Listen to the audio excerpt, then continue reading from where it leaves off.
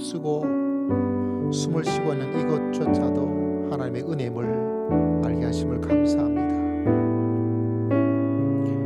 한 주간도 세상 속에서 힘을 얻고 해결책을 찾기를 원했지만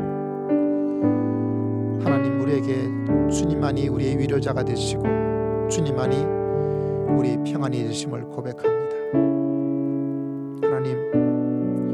하나님은 천지를 창조하시고 높고 위대하시며 영원하시지만 우리는 그 모든 것을 다 볼 수가 없었습니다. 작은 어려움에도 작은 말에도 쓰러지고 넘어지고 속상하였고 분노하며 살고 있던 저희들을 하나님의 은혜로 채워주실 줄 믿습니다.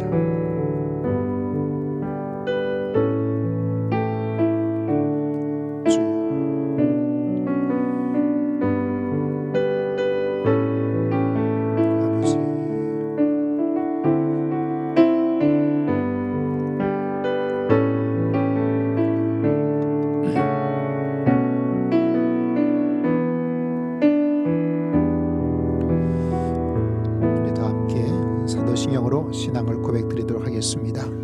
전능하사 천지를 만드신 하나님 아버지를 내가 믿사오며 그 외아들 우리 주 예수 그리스도를 믿사오니 이는 성령으로 잉태하사 동정녀 마리아에게 나시고 본디오 빌라도에게 고난을 받으사 십자가에 못 박혀 죽으시고 장사한 지 사흘 만에 죽은 자 가운데서 다시 살아나시며 하늘에 오르사 전능하신 하나님 우편 앉아 계시다가 산자와 죽은 자를 심판하러 오시리라.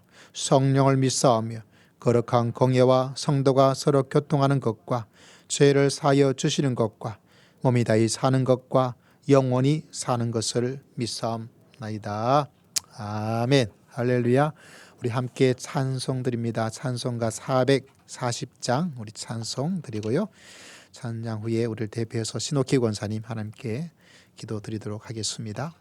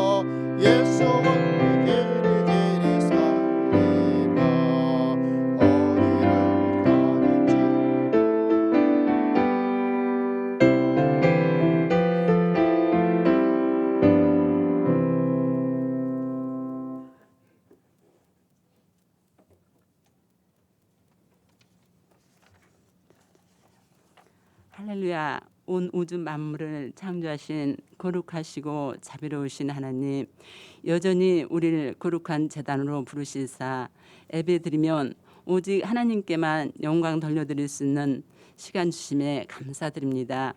주님, 우리는 연약합니다. 매일의 삶 속에서 넘어지며 쓰러집니다. 주님의 자녀다운 삶을 살지 못했습니다. 말씀을 지키지 못하며 상처만 주는 삶을 살아버렸음을 고백하며 회개하오니 십자가의 보혈의 피로 우리의 죄악을 사하시고 용서하여 주시옵소서. 오직 주님만이 우리의 반석이시며 소망 되시오니 그리스도의 임재를 느끼며 살 수 있도록 영과 진리로 회복시켜 주시옵소서. 주님, 온 세상이 어지럽습니다. 대통령과 유종자들에게 죄를 주시사 이 나라가 회복되게 하여 주시옵소서. 아버지, 말씀 가운데 속하기보다는 세상 가운데 속하다 보니 하나님을 두려워하기보단 코로나19를 더 두려워하는 시대가 되어버린 것 같아 마음이 아픕니다.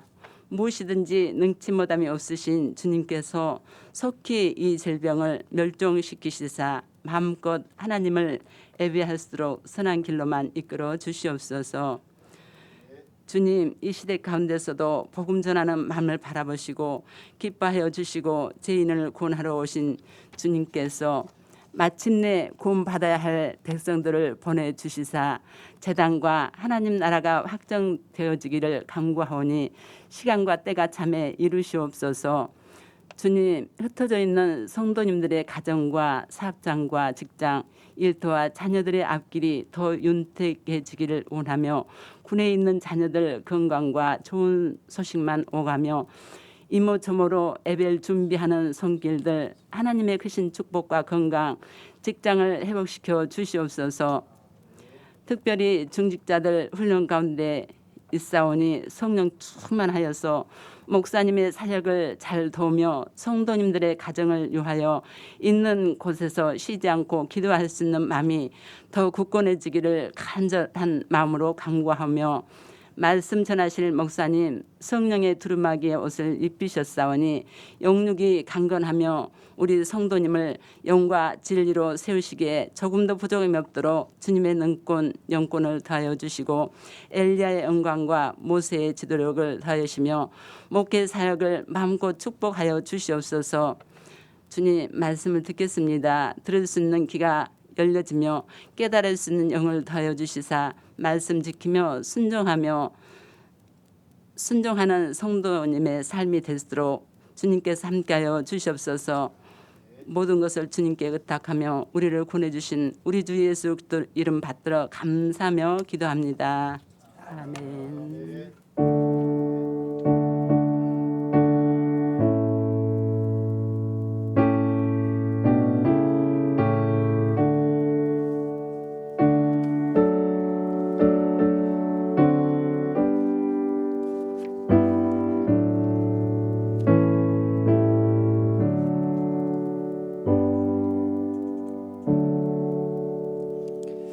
할렐루야. 오늘 살아계신 하나님의 말씀은 시편 128편 1절에서부터 4절까지 말씀을 함께 보도록 하겠습니다.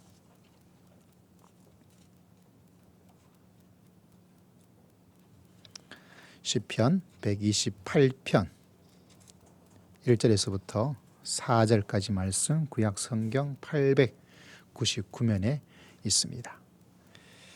자, 함께 말씀을 읽겠습니다. 시작. 여호와를 경외하며 그의 길을 걷는 자마다 복이 있도다. 내가 내 손이 수고한 대로 먹을 것이라. 내가 복되고 형통하리로다. 내 집 안방에 있는 내 아내는 결실한 포도나무 같으며 내 식탁에 들러앉은 자식들은 어린 감람나무 같으리로다. 여호와를 경외하는 자는 이같이 복을 얻으리로다. 아멘. 할렐루야. 참 비가 참 많이 오죠. 여름이 다가오는 그런 느낌을 가지게 됩니다. 얼마 전에 텔레비전 뉴스를 보고 있다가 앞에 위기에 강한 나라 뭐 이런 글이 있는 거를 이렇게 보았어요. 그걸 보면서 그날따라 뉴스의 소리가 아니라 그 화면에 위기에 강한 나라 이 글이 제 눈속에 딱 이렇게 들어오더라고요. 그걸 보면서 참 우리나라가 그래도 위기에 강한 나라이지. 이 콜롬비아 대학에 있는 어떤 교수가 한국을 막 이렇게 세계사를 연구하신 분인데 한국을 이렇게 엄청난 그런 나라로 학생들에게 강의를 한 것을 제가 이렇게 본 적이 있습니다. 그래서 여러 가지 이야기를 해주고 있는데 자기가 알고 있는 세계사 역사 중에서 이 짧은 기간에 이렇게 된 나라는 이 나라가 유일하다. 이런 이야기를 하고 있더라고요. 그래서 1965년도 통계를 이야기하면서 저보다 1년 후죠. 제가 태어난 게 64년이었으니까. 그때 이후로부터 어떻게 이 나라가 발전하고 있는가, 얼만큼 경제적 발전을 이루었고 이 나라가 세계 속에서 어떤 일들을 하고 있는가. 코리안 웨이브라고 해서 한류라는 이 단어가 우리가 잘 아는 우리나라 BTS, 자기가 강의를 할 때 BTS 아냐 그러니까 거기에 한 수백 명이 이렇게 강의실에 모여 있는데 딱 3명이 손을 들더래요. 1년이 딱 지나고 나서 BTS를 아냐고 손을 들라 그러니까 안 드는 사람이 거의 없더래요. 그런 이야기를 하면서 이 나라가 앞으로 어떻게 될지 미래를 알고자 한다면 그 나라의 마음을, 생각을, 또 지식을 가지고 있어라. 만약 내가 아이가 있다면 나는 한국에 유학을 보내든지 중국에 유학을 보낼 것이다. 뭐 이렇게 하는 강의를 하는 대학 교수님도 있었습니다.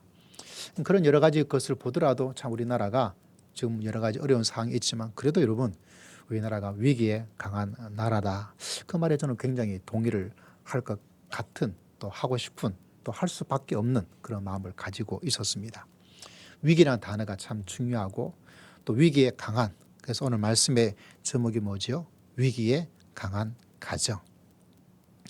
여러분 이 가정의 달을 맞이해서 여러분의 가정이 위기에 강한 가정으로서 더욱더 믿음 가운데 가할 수 있는 주님의 귀한 가정 되시기를 주의 이름으로 축복합니다.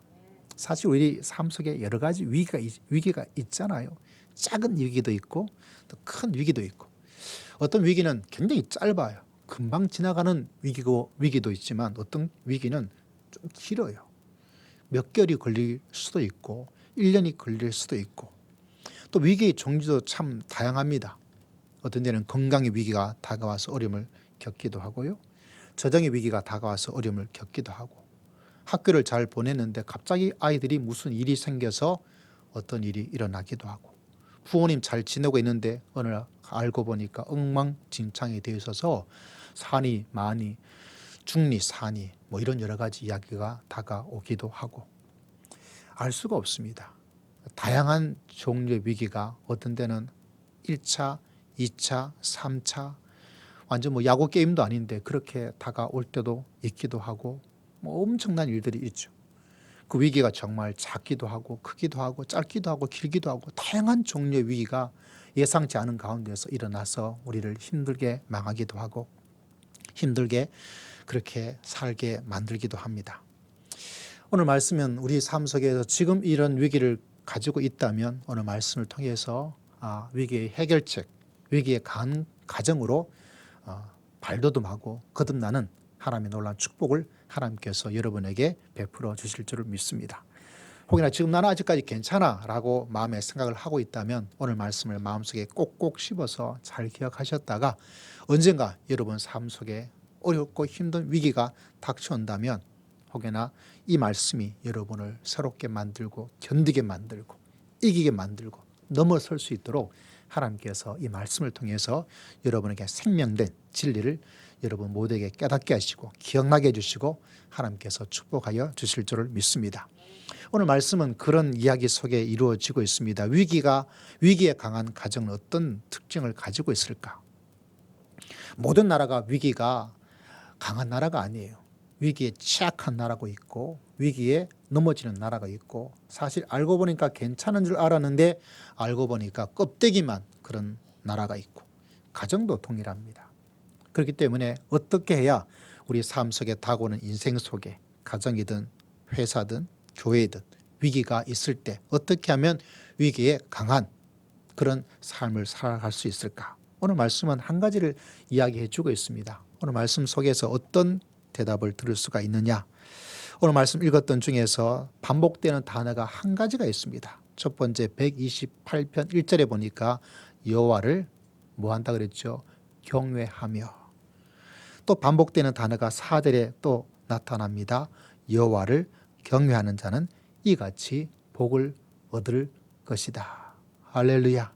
다시 말하자면 믿음의 길을 걸어간다는 것은 교회를 나가서 예배를 드리면서 무엇을 깨닫고 무엇을 마음속에 간직해야 될 것인가, 위기에 강한 가정이 되려면 무엇을 가지고 있어야 위기를 잘 넘어설 수 있을 것인가, 그 대답은 간단해요.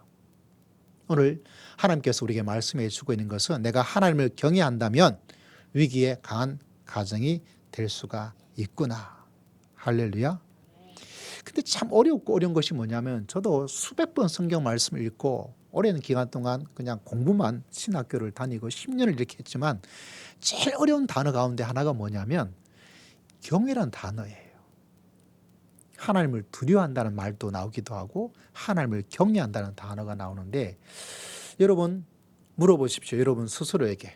내가 그래도 교회 생활을 좀 꽤 했는데 하나님을 경외한다고 말할 때 하나님을 경외한다고 말할 때 좀 뭔가 이게 잘 설명해 줄 수 있는 것이 있다면 내가 뭐라고 설명을 해 줄까?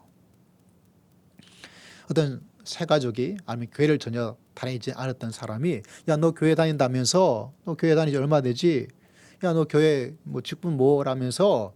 야, 그럼 하나님을 경외한다는데 경외한다는 그게 뭐야? 라고 물었을 때 그건 말이지 바로 이거라고 말을 하기가 그렇게 쉽게 대답을 할 수 있는 사람이 그렇게 많지가 않아요. 그래서 여호와를 경외한다는 말이 뭔가 한 가지로 딱 말을 해주기에는 그 풍성함이 너무나 풍성하기 때문에 한마디 말로 딱 그건 말이지 이렇게 설명하기가 좀 어려워요. 저는 그래서 하나님의 말씀이 참 좋습니다. 왜냐하면 파더라도 끝이 없어요. 맛있는 음식집에 들어가서 첫 번째 음식을 먹었는데 너무 맛이 있었어요. 근데 그 다음 가서 보면 첫 번째 그 맛의 감동만큼은 다가오지를 않아요. 제가 우리 김정호 집사님께서 우리 교회 무화과를 이렇게 박스로 가져온 적이 계셨는데 제가 제 생애 처음으로 우리나라에 무화과가 재배된다는 것도 그때 처음 알았고 무화과를 먹어본 것도 그때가 처음이에요. 근데 처음 먹었을 때 그 마음에 야, 얘가 이거구나 라고 했던 그 마음의 감동과 맛에 대한 느낌이 지금도 굉장히 가지고 있어요. 근데 그 다음 먹어볼 때는 그 처음에 가졌던 감동만큼이 되지가 않더라고요. 나중에는 그보다 무화과가 좀 더 단맛을 가지고 있었음에도 불구하고 처음 먹었던 그 맛의 단맛만큼 달지가 않더라고요. 이 정서적으로 사람이 좀 희한하죠. 근데 하나님은 전혀 그렇지 않더라고요. 저는 천국에 가기보다는 이 땅에 오래 살고 싶은 욕망이 딱 하나가 있다면 실제는 그런 마음의 소원은 별로 없지만 유일하게 딱 하나가 가지고 있다면 이 땅에 살면서 하나님이 우리에게 주실 그 풍성함에 끝까지 파먹는 그 하나하나씩 파먹어가는 그 재미를 천국에 가면 좀 잃어보지 않을까. 왜냐하면 거기는 거의 완벽하고 완전한 세상이다 보니까. 그래서 제가 조금 더 살고 싶은 욕망이 하나가 있다면 그거는 다른 건 아니에요. 이 땅에 있으면서 좀 파더라도 마르지 않고 또 흥미와 그 속에서 나에게 주시는 다가오는 어떤 그 놀라운 깜짝 놀라움, 신비함, 호기심의 어떤 것이 끝이 나지 않은 식상해지지 않은 하나님의 세계가 있어서 저는 굉장히 좋아요. 목회를 하더라도 여러분 저는 빨리 좀 지루함을 느끼는 스타일이에요. 제 심리가 그래요. 심리적 욕구에 테스트를 해보았을 때 저에게 나타난 가장 중요한 것이 뭐냐면 단어가 자유예요. 심리학을 전공했던 후배 목사님이 그 검사를 보고 야, 목사님은 참 어렵겠어요. 이 자유에 대한 욕구가 너무 강해서 목회라는 것이 그렇지 않은데 그런 이야기를 하더라고요. 그런가 보다. 제가 저희 아내를 사랑하고 또 우리 아이들을 좋아해요. 그래도 식상해요. 이렇다고 가정에 문제가 엄청나게 많은가 보다 전혀 아니에요. 좋고 행복해요. 그렇지만 인간적인 어떤 부분에 있어서 이건 조금 그렇구나, 좀 지루하구나, 좀 식상하구나. 근데 하나님의 세계는 전혀 그렇지 않아요. 아침에 일어날 때마다 오늘은 어떤 일을 통해서 하나님께서 나에게 새롭고 또 새로운 어떤 것을 주실까. 어려운 일을 만날 때마다 제 마음속에 이거 힘들어서 어떡하지? 제 마음에도 그런 마음을 가지고 있어요. 이 골치 아픈데 이거 어떻게 하면 좋을까? 아이고 왜 나는 항상 나한테 이런 일이 일어날까? 이런 마음의 생각이 없는 건 아니에요. 그럼에도 불구하고 제 마음속에 이제까지 믿음의 길을 걸어가면서 하나님의 말씀을 통해서 배우고 또 배우게 된 것은 뭐냐면 그런 부분이 있다 하더라도 그것을 더 넘어서는 하나님의 새롭고 또 새로운 또 새롭고 또 새로운 파고 까고 까더라도 놀랍게 역사하신 하나님의 세계가 또 어떻게 펼쳐질까. 여러분, 이것이 믿음을 길을 걸어가면 하나님의 백성에 주시는 하나님의 은혜요, 하나님의 축복인 줄을 믿습니다. 여러분, 그렇기 때문에 위기에 강한, 그래서 하나님의 풍성함을 가지고 있는 경이란 단어 속에 하나님의 그 모습을 발견할 수 있는데 제가 고민이 되어져요. 왜냐하면 이걸 한마디로 뭐라고 말하긴 좀 어렵고, 한마디로 말하고 설명하더라도 그것이 하나님의 경외함이라는 그 풍성함을 도리어 한정시켜버리고 제한시켜버리고 조금만 알게 해주는 것이 아닐까, 이런 마음의 생각을 가지고 있어서 이 단어가 풍성함에도 불구하고 두려운 마음을 가집니다. 그래서 오늘 그 경외함이란 풍성한 하나님의 놀라운 모습 속에서 두 가지 성경의 구절을 조금 더 본문을 통해서 하나님의 경외하는, 이 경외함을 가지고 있다면 우리가 어떤 위기를 만난다 할지라도 이 세상에서 가장 강한, 위기에 강한 가정으로 살아갈 수 있도록 하나님께서 역사해 주실 줄을 믿습니다. 첫 번째, 여러분에게 위기를 맞이했지만 위기에 강한 가정의 모습을 설명해 드릴 것은 창세기 9장의 말씀이에요. 아마 여러분 앞에 보시면 화면에 나타나게 될 텐데 저는 좀 찾아보려고 그럽니다. 창세기 9장에 보니까 오늘 마침 비가 오죠. 비가 오면 생각나는 사람이 하나가 있죠. 누가 생각납니까? 신사동 그 사람이 아니고 비가 오면 성경에서는 누구죠? 노아가 기억나는데 노아의 가정을 여러분에게 잠시 소개를 하려고 그래요. 9장 20절과 23절의 말씀에 보니까 노아가 농사를 시작했는데 포도나무, 이스라엘의 열매 가운데 포도나무 올리브는 굉장히 중요합니다. 21절에 포도주를 마시고 취했대요. 조금만 마시지 또 왜 그렇게 많이 먹어가지고 그 장막에서 벌거벗었다. 영어 성경에 보면 완전히 하나도 없는, 옷을 하나도 없는 그런 가정의 모습, 아버지의 모습. 22절에 가나안 아버지 함이 그의 아버지의 하체를 보고 밖으로 나가서 그의 두 형제에게 알려버렸어. 말을 해버렸어. 근데 그 셈과 야벳이 옷을 가져다가 자기들의 어깨에 메고 뒷걸음쳐 들어가서 그들의 아버지 하체를 덮었으며 그들이 얼굴을 돌이키고 그들의 아버지 하체를 보지를 아니했다. 이렇게 설명을 하고 있습니다. 어쩌면 가정사에서 일어날 수 있는 어떤 위기라고 그럴까요? 문제가 일어나게 된 거죠.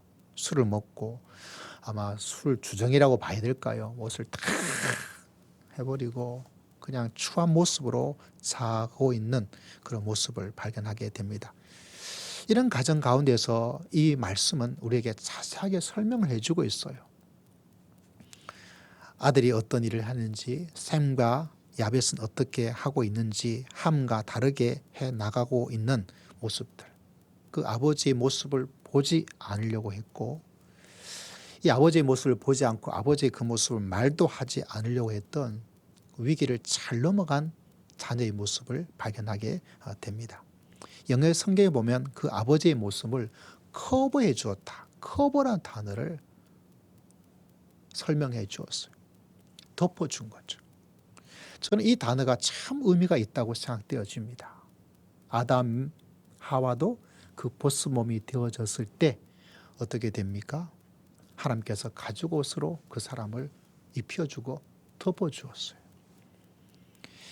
예수님이 우리의 죄를 용서해 줄 때도 설명해 주기를 어떤 단어로 설명해 주고 있냐면 그리스도의 보혈의 피로 말미암아 우리의 죄악을 커버해 주었다. 덮어 주었다. 이렇게 이야기를 하고 있습니다. 저는 어릴 때부터 믿음의 생활을 하면서 좋았던 것들은 주일날 말씀을 통해서 주일학교에 배웠던 말씀을 받았을 때 이건 내가 꼭 기억해야지. 만약 이런 일이 있다면 내가 어떻게 해야 될 것인가? 남들에게 말할 것인가? 말하지 않을 것인가? 제가 이 어린 시절부터 이 말씀을 통해서 덮어준다는 이 말씀을 마음속에 간직하고 있어서 굉장히 큰 일들을 잘 해결해 나갔던 경험이 하나가 있어요. 제가 부목사로 유학을 가기 전에 그 목회자가 어디 노회에 적을 두어야 되는데 제가 경기 노회에 소속이었는데 옮기지 않아도 되는데 제가 군목으로 있다가 보니까 일반 한 지역 교회에 적을 두어야 됐어요. 그래서 제가 성동군가 그쪽에 제가 전혀 모르는 담임 목사님, 그러나 그 교회 아시는 분이 계셔서 제가 적을 거기에 두게 되었어요. 근데 강남에 제가 영어 학원을 다녔어요. 영어 학원을 다니는데 그 영어 학원을 다니면서 이제 공부하고 하고 마치고 그 다음에 집에 와서 공부하기는 애들도 있고 해서 어려워서 교회에 가서 사무실에서 공부를 했어요. 근데 목사님께서 부흥회를 거의 매주 나가시는 분이셨어요. 그러다 보니까 평소에 교육자들이 계시지만 또 교육준사 선생님밖에 없고, 이러다 보니까 뭐 제가 뭐 공부한다도 막 한 시간 막 계속 하는 건 아니잖아요. 또 교회 수요 예배도 있고 금요 기도회도 있고 교육자가 없어서 어려움을 가지고 있으니까 제가 거기서 열심히 봉사를 하게 되었어요. 근데 교회 간 지 얼마 되지 않아서 이제 주일날 목사님 방에 똑똑하고 문을 열고 들어갔어요. 그래서 아마 교회 간 지 한 달도 되지 않았던 시점이었는데 문을 열고 들어갔는데 제가 곧 문을 닫았어요. 왜냐하면 문을 열고 목사님하고 딱 들어가서 뭔가 말씀을 들으려고 갔는데 목사님께서 어떤 젊은 처녀를 머리를 이렇게 다듬어 주고 있는 거예요.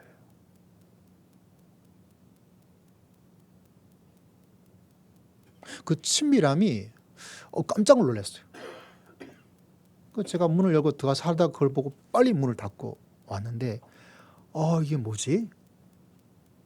주일이었는데 이게 뭐지? 이게 뭘까? 이거 어떻게 해야 되지? 너무나 당황스러운 거예요. 그래가지고 고민을 했어요. 고민을 하고 지나는데 제가 그 이야기를 옆에 있는 다른 성도와 다른 교육자한테 한마디도 하질 않았어요. 뭐를 기억했냐면 이걸 기억했기 때문에. 근데 제가 안 하기를 정말 잘했어요. 저희 착각이에요. 왜냐하면 그 따님이 외국에 가서 공부하고 있다가 왔는데 알고 보니까 목사님 따님이에요. 제가 그 상을 알지 못해서 만약에 막 사람들에게 막 이렇게 저렇게 이야기했다면 목사님도 나중에 어떤 난처한 일이 되었을 것이고 저도 너무 섣부르게 말했어요. 야, 그거 알고 보니까 목사님 따님인데 그럼 저도 그곳에서 계속 있기가 난처해지고 말이 안 되는 일이 일어나게 된 거죠. 그런 일이 있었어요. 왜냐하면 그런 일이 일어났을 때 어떻게 해야 될 것인지를 말씀을 통해서 이미 알고 깨닫고 있는 거죠. 이런 일이 일어났을 때는 어떻게 해야 될 것인가? 어떻게 해야 될 것인가? 근데 알고 보니까 저의 말하지 않음을 통해서 저는 이 말씀 읽을 때마다 어떤 일이 일어날 때 그걸 사람에게 말을 한다는 것이 얼마나 위험할 수도 있는 것인가? 그것이 어떤 위기를 도리어 더 크게 만들어서 엉망진창으로 만들어 버릴 수도 있지 않는가? 이런 생각을 많이 하게 됩니다. 실제로 이 교회에서 제가 몇 개월 있지도 않아요. 1년도 있지 않은 몇 개월 있는 가운데서 열심히 봉사를 했어요. 그런 일이 있지만 또 잘 해결되어서 그렇구나 해서 열심히 해서 목사님이 부흥회 가시니까 그 빈자리를 메우기 위해서 열심히 설교하고 뭐 실제로 저한테 그런 거 전혀 실제로는 해야 될 의무가 하나도 없어요. 저는 그 교회 단지 제가 목회자로 그곳에 이름만 둘 그것밖에 없어요. 사례비 받을 것도 아니고 제가 교회 일을 해야 될 것도 아니고 아무것도 없어요. 근데도 교회 일이 있으니까 열심히 하게 되었어요. 기도에도 인도하고 말씀도 준비해서 이야기도 하고 어느 날 목사님이 부르시더라고요.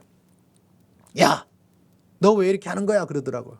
또 뭔가 잘못했나 이렇게 생각했는데 제가 이제 열심히 하고 있으니까 이제 권사님들이 교회 식구들이 보고 나서 알고 보니까 이분이 이렇게 열심히 하고 있는데 교회 재정에 사례비로 나가는 게 한 푼도 없는 거예요. 왜냐하면 저도 사례비 받으려고 그 교회 간 것이 아니고 사례비 받으려고 하나님의 교회 일을 한 것도 아니고 목사님도 당연하게 그냥 적을 두기 위해서 있는 사람이고 또 주일날 교회에 가야 되니까 교회는 당연히 그 교회에 가서 있는 것이고 근데 일반 성도님들은 그런 자세한 사정을 모르다 보니까 또 목사님이 열심히 하고 하니까 또 제가 나쁘게 일하지 않다 보니까 근데 알고 보니까 목사님한테 단돈 땡전 한 푼 나간 게 없는 거예요. 그러니까 목사님한테 왜 목사님한테 저렇게 열심히 하는데 왜 안 하느냐 이렇게 말이 가게 되어서 된 거예요. 그런 또 사랑을 또 받았던 그런 일이 있었는데, 근데 그 교회 가서 얼마 되지 않은 순간 속에 목사님이 어떤 젊은 처녀에게 머리 실전 자기 딸이죠. 우리 딸을 이렇게 하고 있는 거 누가 보고 이게 오해를 하게 되어서 말을 했다면 어떤 일이 일어나겠어요. 그래서 여러분, 위기를 잘 넘어가는 것은 말씀을 잘 기억했다가 그 말씀대로 살아가면 내 지혜를 뛰어넘으신 하나님께서 놀랍게 역사해 주시고 또 많은 은혜와 축복을 하나님께서 여러분 모두에게 허락하여 주실 줄 믿습니다. 여러분, 이것이 바로 하나님을 경외하는 삶의 모습이에요. 여러분, 이 사실을 마음속에 꼭 기억하여서 이런저런 여러 가지 위기와 어려움을 만날 때마다 하나님을 경외함으로 믿음의 놀라운 역사를 체험하면서 살아갈 수 있는 복된 성도님들 다 되시기를 주의 이름으로 축복합니다. 할렐루야. 두 번째 위기의 가정을 소개해 드릴 것은 열왕기상 17장에 있는 말씀이에요. 여러분, 화면을 보시고 저는 조금 성경 말씀을 한번 찾아보려고 하고 있습니다. 우리 되신 분들도 성경책을 찾을 수 있으면 한번 찾아볼까요? 열왕기상 17장의 8절 말씀입니다. 구약 성경 546면인데 저는 이 말씀이 첫 번째와 더불어서 신앙과 위기 속에서 정말 이겨낼 수 있는 그 말씀을 이것을 통해서 저는 많이 체험을 했어요. 열왕기상 17장 8절에서부터 16절에 엘리야에 대한 이야기가 나타나고 있습니다. 17장 8절에 보니까 여호와의 말씀이 엘리야에게 임하여서 9절에 사르밧으로 가라. 이방의 땅이에요. 내가 그곳 과부에게 명령하여 내게 음식을 주게 하였다.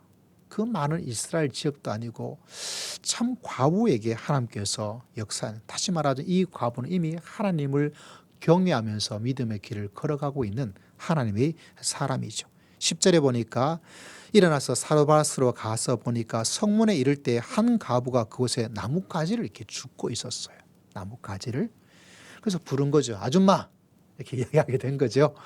그래서 가서 보니까 뭐라고 이야기를 하고 있습니까? 그릇에 물을 조금 가져다가 내게 마시게 하라 이렇게 이야기를 합니다.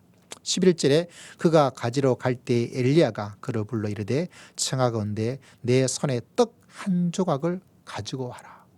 물도 부탁했지만 떡도 가지고 오래요.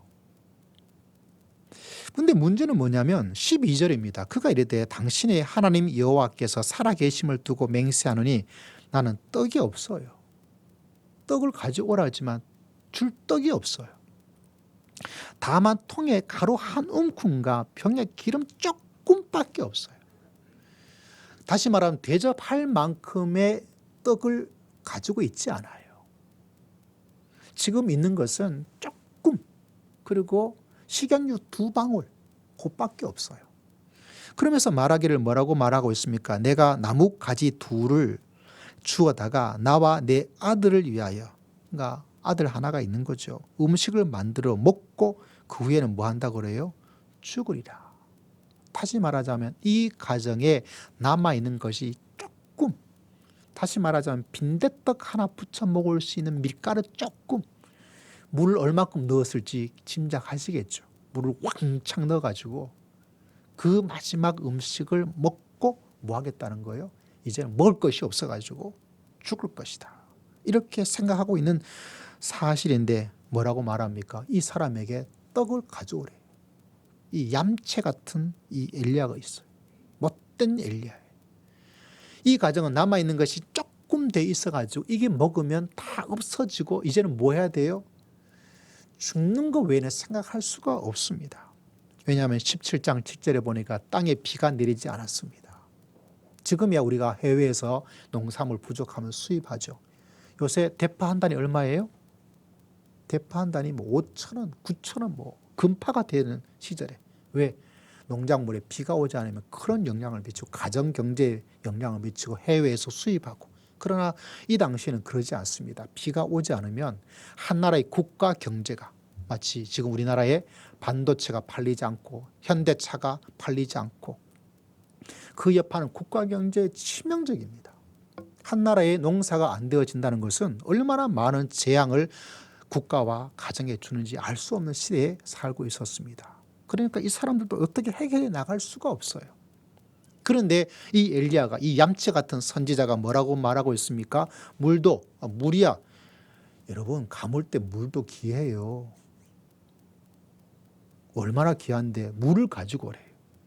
이 집에 또 뭐가 있습니까? 그동안 쌓아둔 좀 재산이 있으면 괜찮은데 그 당시에 과부, 지금도 과부가 되면 살기가 참 쉽지 않은데 그 당시는 얼마나 힘들었겠어요. 그죠? 그런 가운데서 아들도 키워야 됩니다. 홀몸도 아니에요. 비가 오지 않는데 물을 가지고 오라 그러고 겨우 빵 하나 만들 수 있는 조금의 그 밀가루밖에 없는데 이건 물을 왕창 넣어가지고 이거 먹고 이제 애들하고 살 길이 없어서 죽어야지 하고 생각하고 있는데 물도 가져오라 그러죠. 가뭄 때 말이죠. 떡도 한 조각 가져오라 그러죠. 대접할 그것도 아닌데.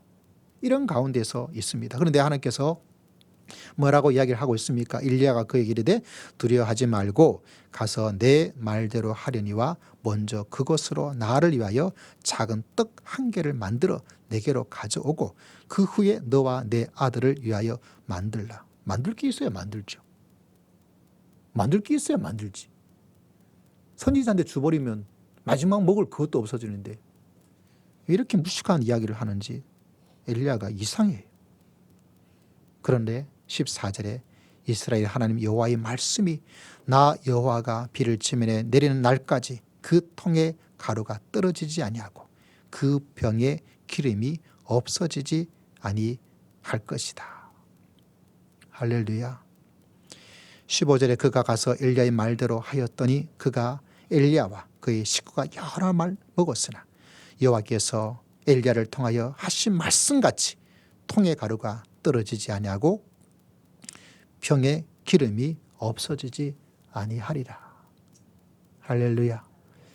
이런 기적 같은 놀라운 일들을 하나님께서 여러분에게 허락하여 주시고 응답해 주시고 축복하여 주실 줄 믿습니다. 여러분, 위기는 다가옵니다. 이 가정에 이 나라 위기도 보십시오. 비가 오지 않은 위기 엄청납니다. 힘들어 어려워요. 얼마나 혹독하고 힘들었으면 이 과부가 그 아들들과 마지막 남은 콧밖에 없어서 어떻게 됩니까? 이거 먹고 죽어야지. 그런 생각까지 할 수 있는 극단적인 상황까지 몰렸습니다. 그런데도 하나님께서 말씀을 따라 약속합니다. 그거를 나에게 먼저 줘. 그러면 그 통의 기름이 떨어지지 아니할 것이다. 여러분, 하나님은 지금도 이런 놀라운 기적을 행하여 주시고 역사하여 주실 줄 믿습니다. 저는 어린 시절부터 이 말씀을, 이게 얼마나 스토리가 좋습니까? 그러면서 마음속에 기억한 것은 내가 정말 어렵더라도 시간이 정말 없을 만큼 바쁠 때도 하나님께 드리는 예배는 빠지지 않을 거예요. 내가 아무리 힘들고 어려워도 하나님께 헌금 드리는 것은 내가 멈추지 않을 거예요. 왜? 하나님께서 떨어지지 아니하도록 하나님께서 역사하여 주실 줄 믿습니다. 여러분, 제가 존경하는 이야기가 있죠. 정말 시골에서 어머님이 서울 생활을 몰라서 한 달에 몇만 원 보내준 거. 교회 가기 위해서 먼저 사야 될 것이 뭐냐? 주차, 식권, 교통카드. 지금이야 카드지만 옛날에는 종이로 된 거. 그거 하나 하지 않으면 하다못해 내가 뭔가 할 수 있어요. 근데 그걸 먼저 사고 어떤 데는 그걸 이제 가져가서 뭐 합니까? 끝이. 그날 또 끝이었어요. 주일날 이렇게 교회 갑니다. 더 이상 이제 주차권 살 돈도 없고 아무것도 없어요. 그래도 교회를 가요. 하나님께 헌금을 해요. 그래도 제 마음이 비 오는 처럼 우울해요. 우울함에도 불구하고 제가 믿어요. 하나님께서는 떨어지지 아니하도록 하나님께서 역사해 주실 줄 믿습니다. 그냥 가는 거예요. 아무런 대책이 없어요. 여러분, 대책 없는 거 좋아요.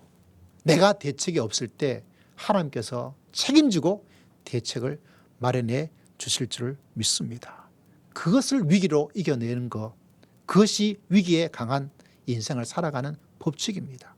하나님을 믿고 하나님을 경외하고 하나님께 내 마음을 온전히 드리면 하나님께서도 나에게 책임감을 가지고, 다시 말하자면 하나님도 목숨을 걸고 나에게 응답해 주시고 나를 지켜주실 줄을 믿습니다. 그래서 갔어요. 주일날. 그랬더니 제가 전혀 알지도 못해 놀라운 일이 하나 생겼다 말씀드렸죠. 어떤 분이 전혀 누군지 지금도 몰라요. 지정헌금을 주어서 그 지정헌금을 제가 받았게 되어서 봉투 하나 받아보니까 참 그때의 감동은 진짜 전율을 일으켰어요. 야, 하나님께서 이렇게 일을 만들어 주시는구나. 다른 것도 아니고 그 종일에 된 주차권 딱 10장이 딱 들어가 있더라고요. 야, 저는 한평생 믿음의 길을 걸어가면서 또 말씀이 우리에게 가르쳐주고 삶의 여정 속에서 경험한 것으로도 이야기를 할 수 있는 놀란 한 가지, 변하지 않는 한 가지. 그것은 뭐냐면 내가 진짜 바쁠 때도 아무리 힘들고 어려울 때라도 이런 마음을 가지고 하나님께 나아가고 하나님께 드린다면 하나님이 부담스러워서라도 하나님께서 책임을 가지고서라도 나에게 응답해 주시고 역사해 주실 줄을 믿습니다. 할렐루야. 여러분, 예수님께서 살아계실 때도 놀란 한 여인을 만났습니다. 이 여인이 헌금을 드렸어요. 그 당시에 헌금을 넣으면 동전은 땡 하면서 소리가 너무너무 잘 드러나는 헌금이었어요. 근데 그 여인을 보고 말합니다. 제자들 다 불러 모아서 뭐라고 말씀하고 있냐. 이 여인이 오늘 헌금 드린 사람 중에서 최고로 많이 드렸다. 왜냐하면 이 여인이 남은 액수가 오늘 이 가부처럼 몇백은 그게 전부예요. 몇백은 전부인데 그 전 재산을 드린 거예요. 여러분, 이 마지막 몇백 원을 드려야 될까요? 아니면 가지고라도 있어야 될까요? 우리 일반적인 생활은 가지고라도 있어야 되죠. 그걸 가지고 뭐라도 사 먹어야 되죠. 교회에 가서 준다고 해도 하나님께 드린다고 해도 무슨 일이 일어나겠어요? 아무런 일이 일어나지 않을 거라고 사람이 생각하는 거예요. 그런데 이 여인이 드렸어요. 그런데 거기서 끝이에요, 이야기가. 저는 천국에 가서 강구해서 찾아낼 사람이 너무너무 많아요. 그 가운데 하나가 누구냐? 바로 그 여인입니다. 여러분 모르시죠? 그 여인이 그렇게 드리고 나서 그 후에 어떤 일이 일어나는지를 우리는 몰라요. 여러분도 모르고 성경을 연구한 저도 모르고 이 세상에는 어떤 사람도 그 여인의 이유가 어떤지를 알 수 있는 사람은 성경으로는 알 수가 없어요. 그럼 얼마나 궁금해요. 그러나 저는 이 여인의 삶 속에 무슨 일이 일어났을지를 충분히 상상하고 예상하고 확신을 가질 수가 있어요. 하나님께서 그렇게 자기의 나머지 것을 그 어려운 가운데도 먹고 살 길이 없는 가운데도 하나님께 그렇게 드렸던 사람을 하나님께서 낼름 받아 먹고, 물론 하나님께서 헌금을 받아 드시는 건 아니시지만 하나님께서 모른 척 했을까요? 예수님께서 그렇게 칭찬했던 그 여인을, 그 사람을 하나님께서 모른 척하고 됐다 하고 끝냈을까요? 그럴 일은 없어요. 그 다음 일이 궁금하지 않습니까? 이 드라마라면 다음 주 기다리면 그 여인에게 무슨 일이 일어나는지 들을 수고 알 수도 있지만 성경은 그 다음의 일은 우리에게 이야기를 해주지 않아요. 저는 그 여인의 그 다음 이야기가 진짜 궁금해요. 하나님께서 어떻게 이렇게 자기의 마음을 가지고 하나님께 드렸던 사람이 그 위기를 어떻게 하나님께서 감당해낼 수 있도록 역사해 주셨는가 궁금해도 너무 궁금해요. 그래서 빨리 천국에 가서 이 여인을 수소문해가지고 이 여인의 이야기가 어떤지를 그거를 좀 받아가지고 책을 내면 엄청 잘 팔릴 것 같은데 제가 말씀드린 것은 바로 이것이 하나님을 경외하는 거예요. 하나님을 정말로 경외하고 신뢰하고 믿기 때문에 이 가부도 하나님께서 그렇게 말씀하시니까 주저하지 않습니다. 그 여인도 그 남은 마지막 것을 하나님께 드리기를 주저하지 않습니다. 여러분, 이것이 바로 하나님을 경외하는 거예요. 이 경외함을 가지고 있을 때 어떤 일이 일어날까요? 위기를 만날 때 위기를 빨리 극복할 수가 있어요. 그 위기를 더욱더 점핑을 해 나가서 더 높은 단계로 나아갈 수 있는 놀라운 역사를 하나님께서 우리에게 허락하여 주실 줄을 믿습니다. 그래서 가정에서 가장 중요한 것은 하나님을 경외하는 것. 하나님을 정말로 신뢰하고 정말로 그분을 두려워하고 하나님께서 말씀하시면 하나님께서 책임져 주시고 하나님께서 응답해 주시고 하나님께서 역사해 주실 줄을 믿습니다. 그 경외함을 가득 가지고 있어야 됩니다. 저는 성도들에게 가장 안타까운 것은 뭐냐? 이거를 모르고 교회를 다니면 아무런 일이 일어나지 않아요. 이걸 실천하지 아니하고 교회를 다니면 아무런 일이 일어나지 않아요. 저에게 주어진 어릴 때부터 믿음의 길을 걸어가면서 감사했던 것은 이거를 미리 알았던 것. 선생님들이 이야기 통해서 머리에 쏙쏙 들어올 수 있도록 그것을 기억해 주게 만들어준 것. 그리고 또 감사한 것은 이 하나님의 깨달음의 지혜를 삶의 현장 속에서 해보니까 하나님께서 그렇게 정말 해주시는구나. 그것을 체험할 수 있는 삶을 살아가고 그분의 그 무한한 세계를 정말 파고 판다 하더라도 끝이 나지 않도록 역사해 주시는 그 하나님. 여러분, 이런 믿음을 가지고 있으면, 이런 경외함을 가지고 있으면, 이 경외함을 실천하고 있으면 여러분 위기가 무슨 위기가 될까요? 도리어 그 위기 속에서 더 놀란 하나님의 역사를 체험하고 그 위기 속에서 더 큰 하나님의 은혜를 체험하고 그 위기 속에서 더 큰 하나님의 보살피심을 체험하고 할렐루야. 여러분 이런 놀란 역사, 이게 바로 믿음의 세계예요. 이게 바로 하나님의 나라의 백성입니다.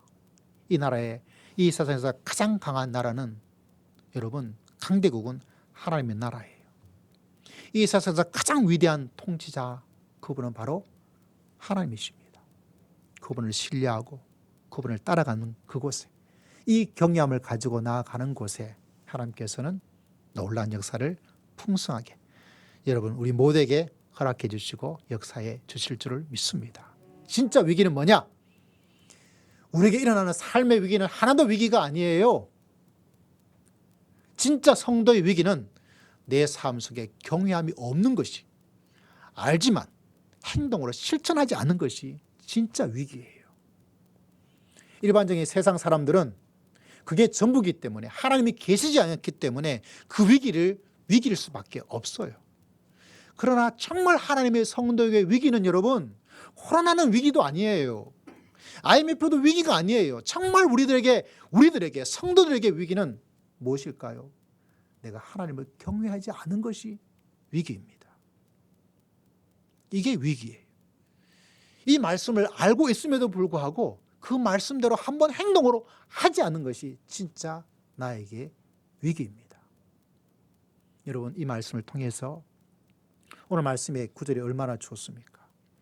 여호와를 경외하는 자가 이같이 복을 받게 될 것이다. 여러분 마음속에 이제부터 하나님을 경외하면서 살아야지. 이제부터 하나님께 이런 모습과 이런 행동을 가지고 살아야지. 그러면 여러분 두려워할 게 없어요. 여러분이 지금 코로나 때문에 두려워하고 있다면, 직장의 어떤 문제 때문에 두려워하고 있다면 여러분 그게 아니에요. 진짜 두려워할 거는 그거 아닙니다. 여러분 왜 성도가 그걸 두려워하고 살고 왜 그것이 힘들다고 말을 합니까? 진짜 우리가 두려워해야 될 것은 믿음의 백성들에게 내 마음에 정말 하나님을 두려워하는 마음, 정말 하나님을 신뢰하는 것, 정말 하나님을 경외하는 것. 이게 있으면 위기는 위기도 아니고요. 이게 없으면 작은 위기에도 넘어집니다. 그게 하나님 백성들이 삶을 살아가는 삶의 모습이죠. 그래서 여러분 정말 내 위기가 무엇인지를 잘 구별하고 분별하여서 세상이 말하는 그 위기는 위기가 아니에요. 하나님을 경외함으로 어떤 세상의 삶 속에도 강한 믿음의 길을 걸어갈 수 있는 복된 성도님들 다 되시기를 주의 이름으로 축복합니다. 기도하겠습니다. 살아계신 하나님, 우리에게 참된 위기가 무엇인지, 이 세상의 위기를 어떻게 넘어설 수 있을지를 깨닫게 하심을 진심으로 감사합니다. 우리 사랑하는 모든 성도님들 여호와를 경외하는 자에게 주시는 복된 놀라운 역사를 체험할 수 있도록 주님께서 은혜를 주시고 하나님께서 축복하여 주시옵소서. 주님께 모든 것 의지하고 살아계신 우리 주 예수 그리스도 이름으로 간절히 기도드리옵나이다. 아멘. 찬송가 449장 함께 찬송합니다.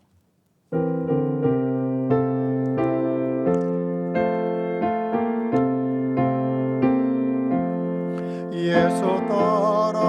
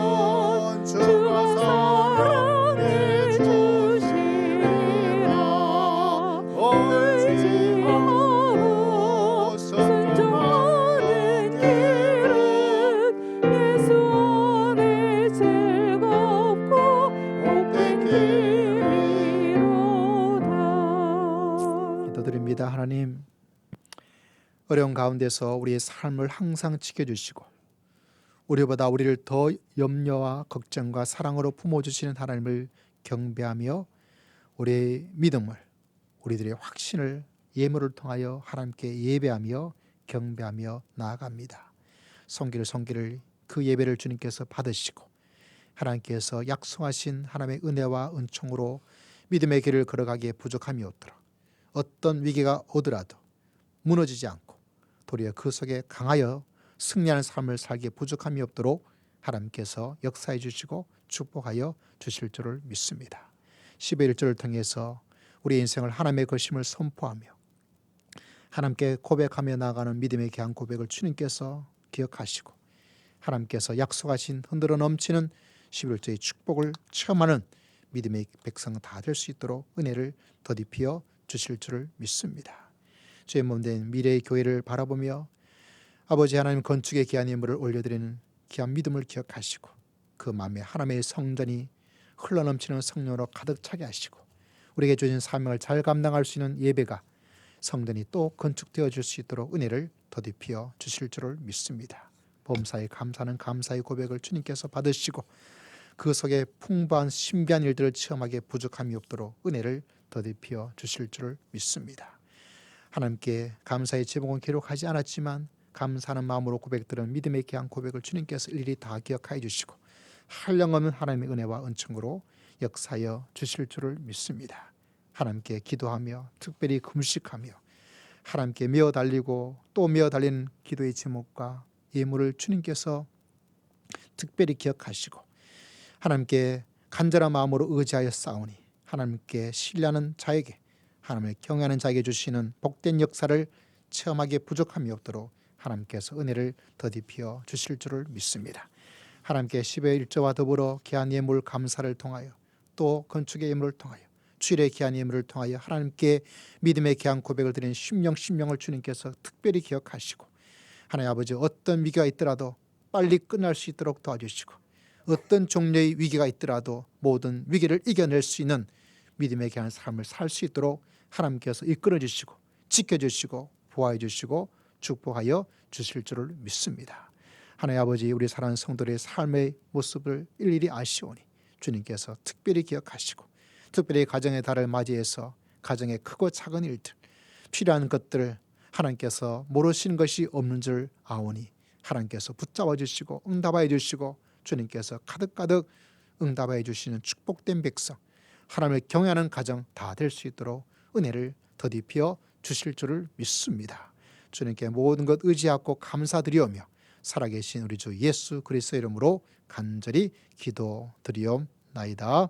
아멘. 몇 가지 교회 소식을 잠시 살펴보도록 하겠습니다.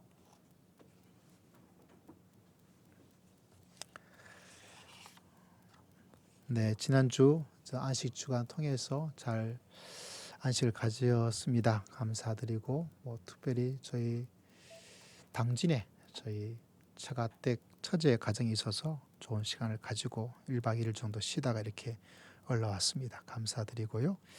예, 오늘 내일부터 또 새벽 예배부터 모든 예배가 그대로 진행됩니다. 기억해 주시기를 바랍니다. 그리고 이번 주간에는 우리 중직자들 릴레이 기도하는 그런 날입니다. 기억해 주시고 하나님께 경외하는 마음으로 또 나라를 위해서 또 교회를 위해서 또 이런 가정을 위해서 기도하면 또 하나님께서 일하시고 또 응답해 주실 줄을 믿습니다. 특별히 다른 광고는 없고요. 또 안정한 또 비도 많이 오는 가운데서 또 건강히 잘 지내시기를 바라고 우리 정정원 우리 평지도 선교사님 또 같이 앉았으니까 아주 듬직하고 좋습니다. 제대했나요? 언제? 저번 주에 박수 한번 주세요. 군 복무를 무사히 하고 제가 군복이라서 군에 갔다 온 애들 보면 참 마음이 참 좋습니다. 또 이후에 또 있을 여러 가지 일들에 대해서도 또 하나님께서 인도해 주시고 또 축복해 주시도록 같이 기도해 주시면 감사하겠습니다. 우리 주위에는 성도들에게 잠깐 인사하겠습니다. 축복합니다. 한 주간 승리하세요. 네, 감사드립니다. 또 온라인 예배 드리는 우리 성도님들 또 주의 이름으로 축복합니다. 우리 53장 찬양 드릴까요?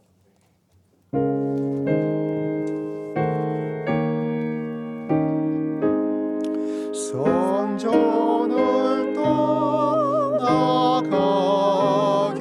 저 머리를 숙일 때 주께서 함께 계시고 몸에 영주소서 시골로 돌아가는 길 주 동행하시고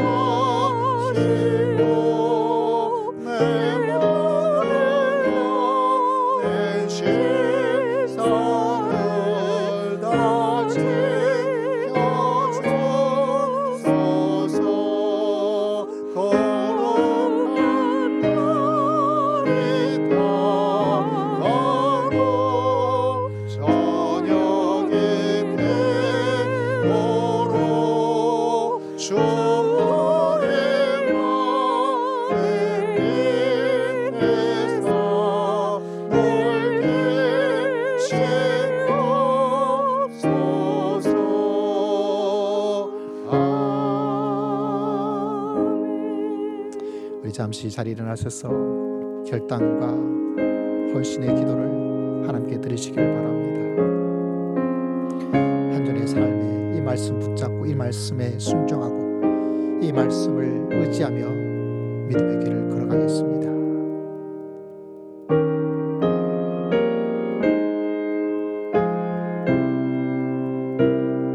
주여,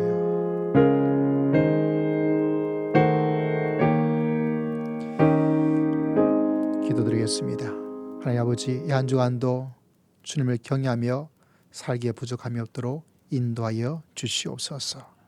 사랑하는 아들이 긴 군 생활을 마치고 또 새롭게 사회의 꿈과 비전과 사명으로 살기에 부족함이 없도록 주님께서 인도하여 주시고 붙잡아 주시고 축복하여 주실 줄을 믿습니다. 지금 우리 주 예수 그리스도의 크신 은혜와 하나님 아버지의 극진하신 사랑과 성령 하나님의 감동 감화 교통 충만하심의 놀라운 역사가 어떤 위기를 만나더라도 위기에 강한 믿음, 위기에 강한 가정으로 믿음의 길을 살기를 소망하는 모든 믿음의 귀한 백성들 심령 위에, 가정 위에, 한 주간 삶을 살아가는 직장 위에, 주의 몸된 교회 위에 지금으로부터 영원토록 함께 있을지어다. 아멘. 아멘.